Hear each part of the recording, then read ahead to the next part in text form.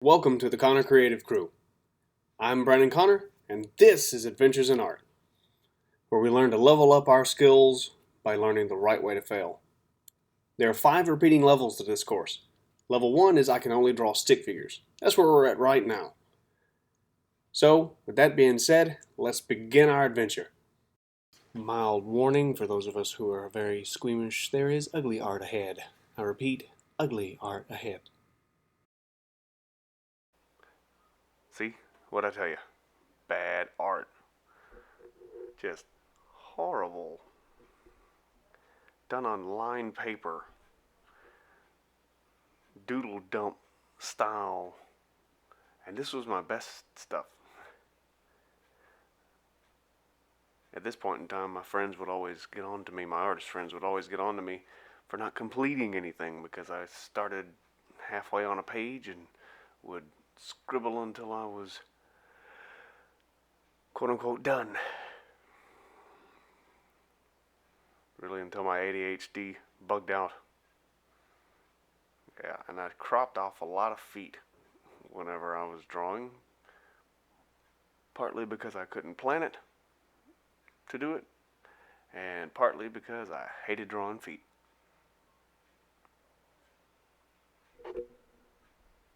Just despised it. And a lot of stuff was derivative, as you can see here. And then I got to a phase where I drew a lot of highly detailed anatomy, hence why this picture is cropped. Because there's a penis. And then for some reason, it's like my skill just dropped off. I stopped drawing for a while, and it's just like it just went somewhere and died. Coming up, you'll see a picture of Pippi Longstocking. And this started in Art 2, or 2D animation, I'm sorry. But all those classes, those Art 1 and Art 2 and 2D animation, those really helped excel my skills. And I learned techniques to get better, and I'm about to teach you those techniques today.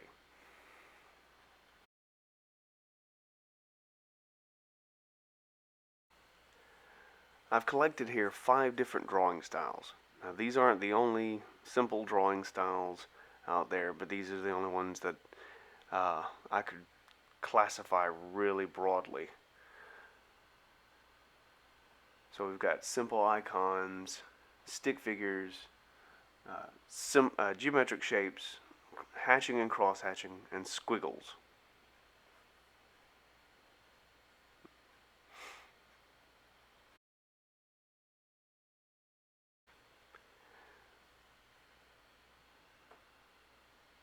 And now we move on to the glory that is stick figures.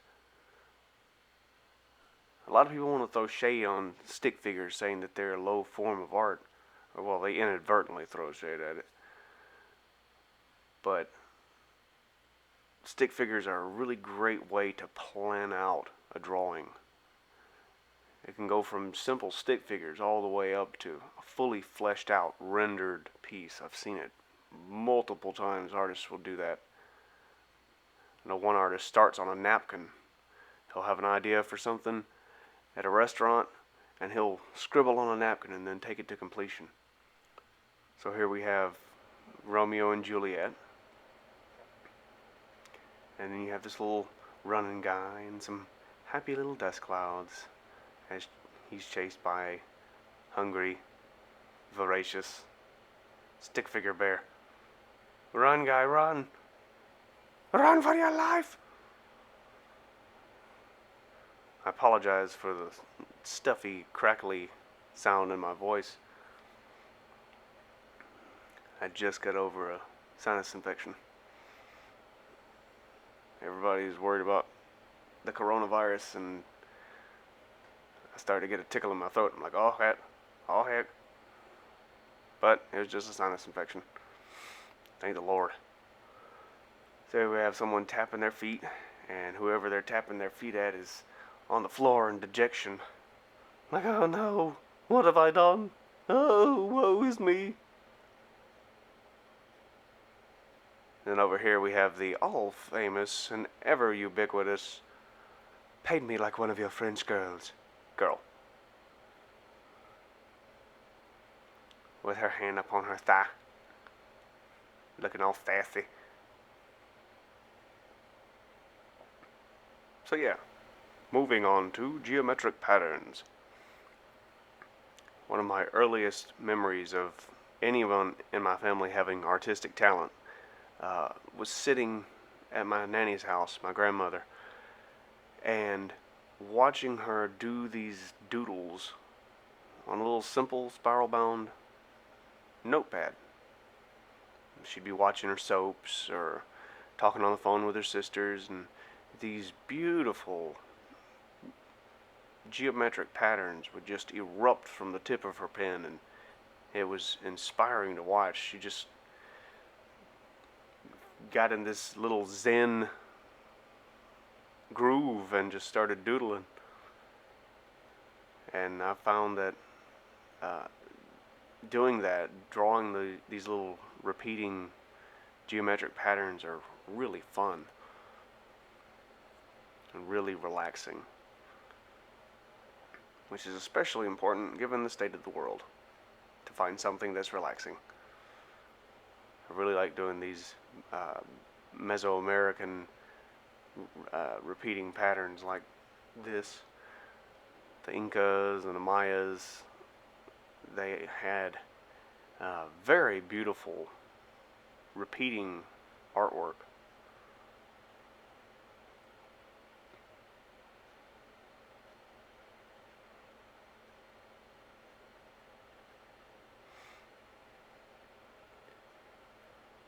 It can be little circles or hexagonal patterns, diamonds within a circle. Any number of shapes can give rise to a beautiful, complex, and ornate pattern that's marvelous in its simplicity.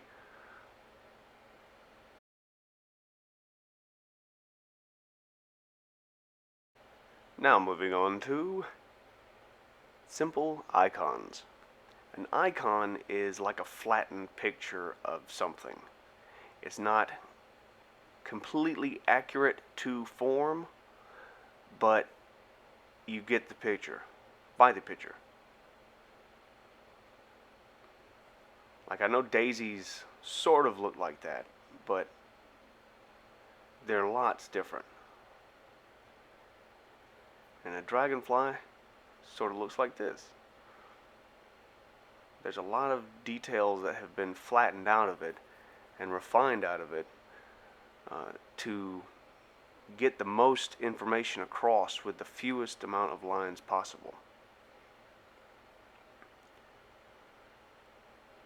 Going back to simple icons for an advanced artist is really important to keep yourself grounded and not shake off doing simpler stuff just because you've moved on as an artist.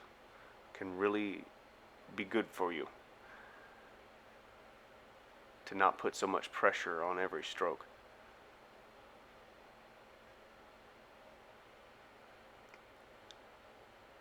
The other artistic influence from my family was my cousins and my mother would draw this dog out of little ovals and stuff, and it was just super simple. A little bell shape for the body. You just sort of repeat the profile of the legs around and give them a little crescent moontail. And there you go. Isn't he cute? Woof woof. A little kitty cat.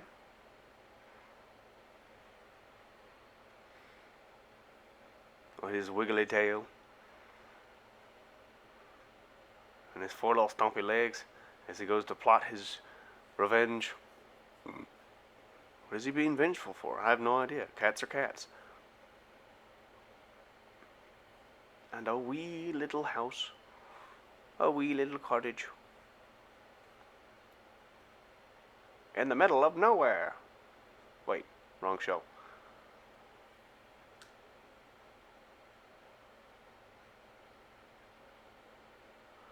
little smokestack.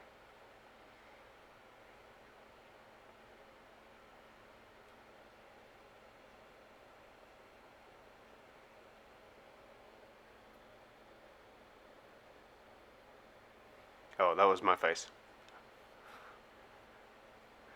A little smiley face with thick eyebrows and a curly Q mustache. And now we draw something that I've drawn loads of times.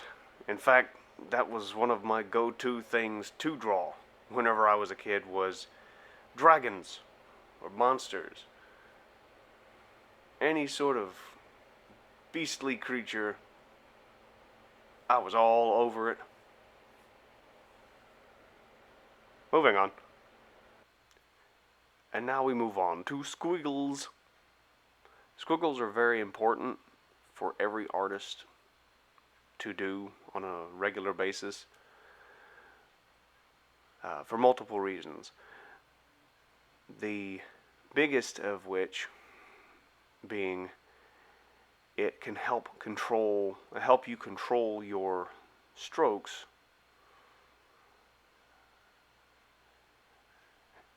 to have more fluid lines,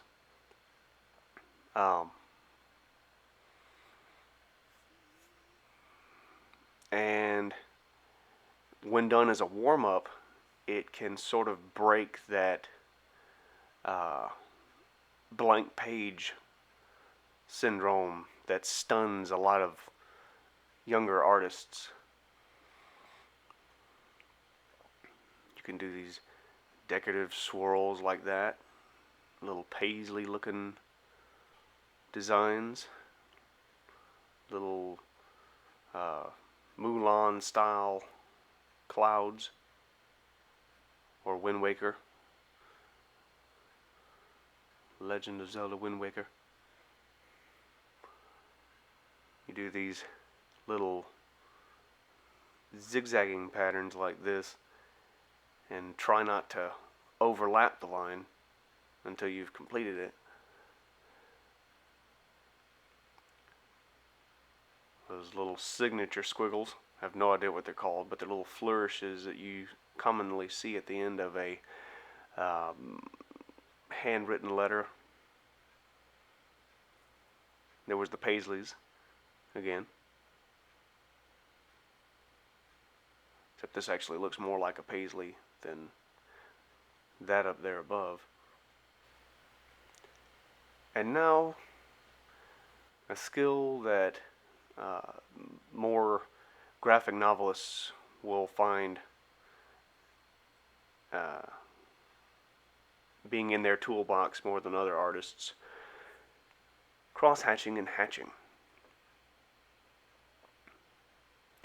Now, hatching is when you have several lines that run parallel to make a tone, like a shadow, or it's used to describe form.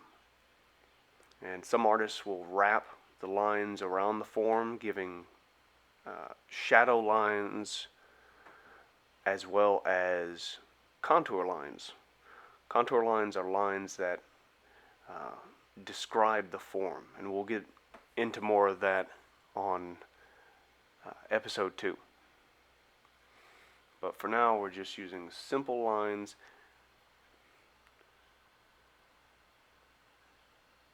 Cross-hatching and hatching. This is the first one was a rock you described with just hatching, and the second rock I will describe with cross-hatching and hatching.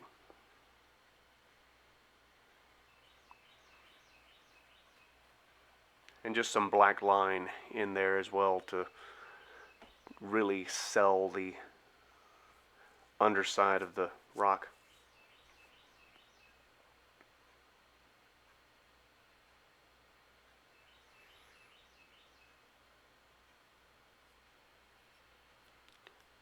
I promise one day I will get a top-down camera mount.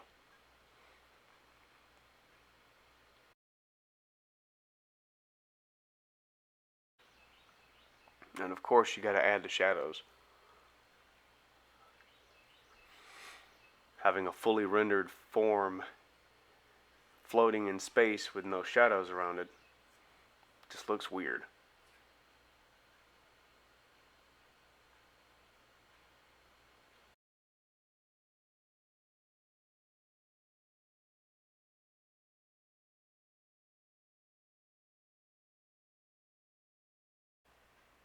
And now for the all-important side quest,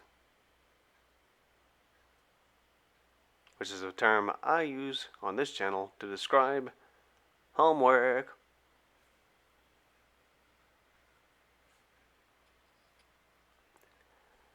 Now today's side quest, I want you to take an icon. Doesn't have to be a house, but I want you to draw it out to the best of your ability and then texture it using squiggles, cross hatching and hatching, geometric patterns, and whatever flavor of combinations you want to do. Level 1 art is all about finding the fun. And it can be really fun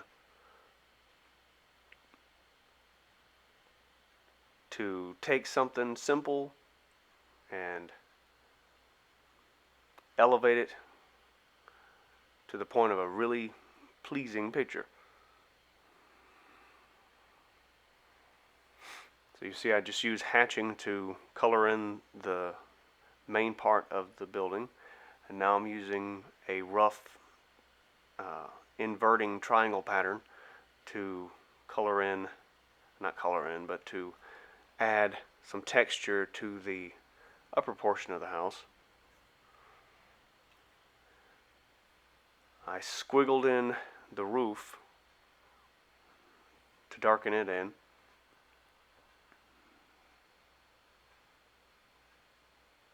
Darkened in the door with hatching, and I described the form of the smokestack with hatching and cross-hatching. The same as with the clouds. I just came down here and made a couple little planter boxes with some daisies.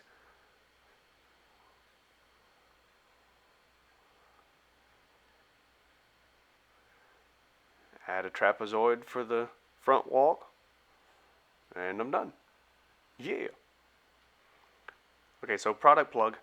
This is Agnes Sunshine, the main character of my in-progress graphic novel series, Strange Company. She is the offspring of two shift form people. Her mother is a T-Rex shift form, and her father is a giant shift form. But she has neither of their powers. She's what we call aformic.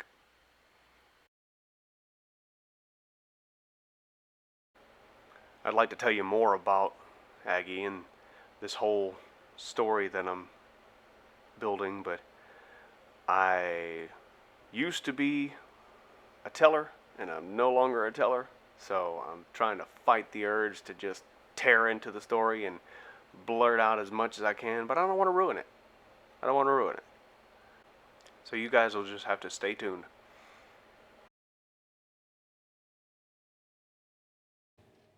So, that brings us to the end of Level 1's very first episode. How'd I do? Was my teaching good? Did you glean a little nugget from it? We haven't learned the techniques for failing the right way yet. We're still building up to that. There's a lot of groundwork to lay for that. This first episode, like I said earlier, is just about finding the fun of the thing.